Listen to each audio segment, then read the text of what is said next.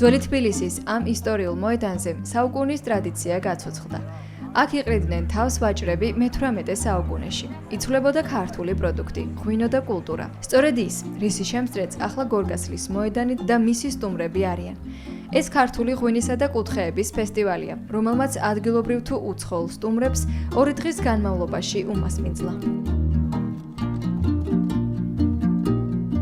ღვინის ეროვნული სააგენტო ერთ-ერთი ყველაზე მთავარი ფუნქცია არის ქართული ღვინის პოპულარიზაცია, რასაც წარმატებით ვახორციელებთ საექსპორტო ბაზრებზე და ამავდროულად ქართული ღვინის და ზოგადად ღვინის კულტურის დამკვიდრება ჩვენთან საქართველოში, რასაც სწორედ ემსახურება მსგავსი ღონისძიებები, ძალიან ბევრი კუთხე არის წარმოდგენილი თავისი საინტერესო უნიკალური ჯიშებით, უნიკალური ღვინის დაყენების მეთოდებით და ზოგადად ეს კიდევ ერთხელ უსმებს ხაზს ღვინის მნიშვნელობას ჩვენი სამშობლოსთვის, საქართველოსთვის. მინდა მადლობა მოვახსენო ორგანიზატორებს და სიამაყით მინდა აღვნიშნო, რომ ჩვენ ღვინის ეროვნული სააგენტო და გარემოს დაცვის და სოფლის მეურნეობის სამინისტრო გახლავართ ამ არაჩვეულებრივი ფესტივალის მხარდამჭერები.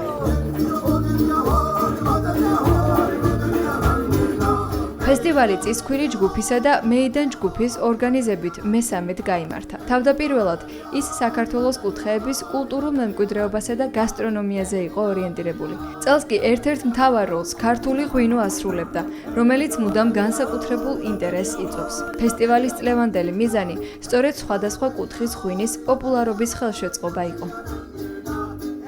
წელს დავამატეთ ღვინის მიმართულებას, გავაკეთეთ ფესტივალი გორგასლის მოედანზე, ქვეყნის მთავარ ტურისტულ ადგილზე და დაახლოებით 60-მდე კომპანია მიიღო მონაწილეობა. ვფიქრობ, რომ ყველასთვის ძალიან მხიარული, ძალიან ქართული მუსიკით, ფოლკლორით, ცეკვით, გემრიელი ქართული კერძებით, რომელიც წისქვილმა შესთავაზა აქ მოსულ უამრავ ტურისტს, სხვადასხვა ქვეყნიდან ჩამოსულს.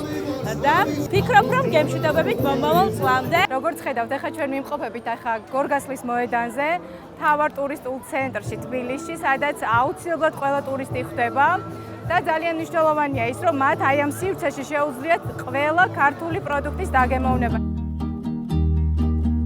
ქართული ღვინო, გასტრონომიული მემკვიდრეობა, ფოლკლორი და სხვა ქართული ნაწარმი თავმოყრილი ერთ სივრცეში, აქ მოსულ სტუმარს კიდევ ერთხელ არწმუნებს საქართველოს კულტურის მრავალფეროვნებაში.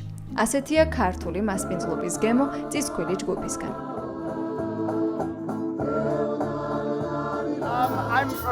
ნიუ-იორკიდან გუშინ ჩამოვედით თბილისში, 2 კვირით და დღეს ამ ფესტივალზე აღმოჩნდით. პირველი რაც ყურადღებას იქცევს, ეს არაჩვეულებრივი სიმღერა და განწყობაა.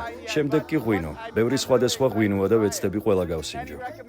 ჩვენი კუთხე არის კახეთი, რა თქმა უნდა, თელავი, წინანდალი. ფესტივალები ხშირი საჭიროა იმისთვის, რომ გავაცნოთ ჩვენი პროდუქცია მომხმარებელს, როგორც ადგილობრივს, ქართველებს, ასევე უცხოელ მომხმარებელს. ძალიან ყოფილები არიან ქართული ღვინო, ცნობილია მსოფლიოს მასშტაბით. ქართული ღვინისა და კუთხეების ფესტივალი იმედოვნებს, რომ მომავალ წელს ვიზიტორებს კიდევ უფრო მიაახლოვებს საქართველოს კულტურასთან. სტუმარ მასპინძლობის ეს დღეები გააგრძელებს უნიკალური მემკვიდრეობის გაზიარებას.